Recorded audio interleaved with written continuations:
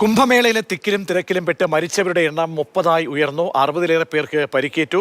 മരിച്ചവരിൽ 25 പേരെ തിരിച്ചറിഞ്ഞിട്ടുണ്ട്. ബി ബാലഗോപാൽ ചേരുന്നുണ്ട് വിവരങ്ങൾ നൽകാൻ. ബാലു, ഇത് രാവിലെ തന്നെ ഈ മരണസംഖ്യ ഉയരാം എന്നുള്ള സാധ്യതകളൊക്കെ പറഞ്ഞു കേട്ടിരുന്നു. അങ്ങനെ ആശങ്കപ്പെടുത്തുന്ന ഒരു സംഖ്യയിലേക്ക് മരണസംഖ്യ ഉയരുമ്പോൾ മരിച്ച ആളുകളിൽ കുറിച്ച് തിരിച്ചറിഞ്ഞിട്ടുണ്ടോ? ചികിത്സയിലുള്ള ആളുകളുടെ ആരോഗ്യനില സംബന്ധിച്ചൊക്കെ പുതിയ അപ്ഡേഷൻ എന്താണ്?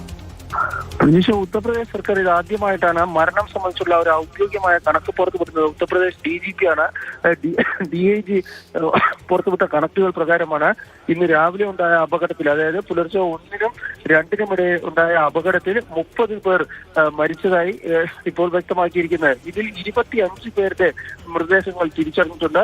ബാക്കി 5 പേരുടെ മൃതദേഹങ്ങൾ ഇനിയും തിരിച്ചറിയാനുണ്ട് എന്നാണ് ഉത്തർപ്രദേശ് പോലീസ് പുറത്തിറക്കിയിരിക്കുന്ന ഈ വാർത്താക്കുറിപ്പിൽ വ്യക്തമാക്കിയിരിക്കുന്നത്.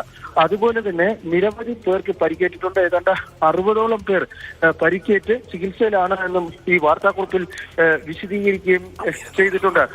ഗുജറാത്ത്, ആസാം, കർണാടക തുടങ്ങിയ വിവിധ സംസ്ഥാനങ്ങളിലുള്ളവരാണ് മരിച്ചിരിക്കുന്നത്. അതായത് ഈ രാവിലത്തെ അപകടത്തിൽ മരിച്ചിരിക്കുന്നതെന്നാണ് ഈ വാർത്താക്കുറിപ്പിൽ വ്യക്തമാക്കുകയും ചെയ്തിരിക്കുന്നത്. ഈ സ്റ്റാമ്പീഡിന് സമാനമായ തിക്കിലും തിരക്കിലും പെട്ട് ഉണ്ടായ അപകടം എന്നാണ് ഈ വാർത്താക്കുറിപ്പിൽ വിശദീകരിക്കുകയും ചെയ്തിരിക്കുന്നത്. പുലർച്ചെ 1-നും 2-നും ഇടയിലാണ് ഈ അപകടം ഉണ്ടായതെന്നും ഇതിൽ വ്യക്തമാക്കുകയും ചെയ്തിട്ടുണ്ട്. നേരത്തെ ഈ മരണം സംബന്ധിച്ചുള്ള കണക്കുകൾ ഉത്തർപ്രദേശ് സർക്കാർ പുറത്തുവിടുന്നില്ല എന്ന ആരോപണങ്ങൾ ഉയർന്നിരുന്നു. ഇന്ന് വൈകിട്ടോടു കൂടിയാണ് സർക്കാർ ഇത് സംബന്ധിച്ചുള്ള കണക്കുകൾ ഇപ്പോൾ പുറത്തുവിട്ടിരിക്കുന്നത്.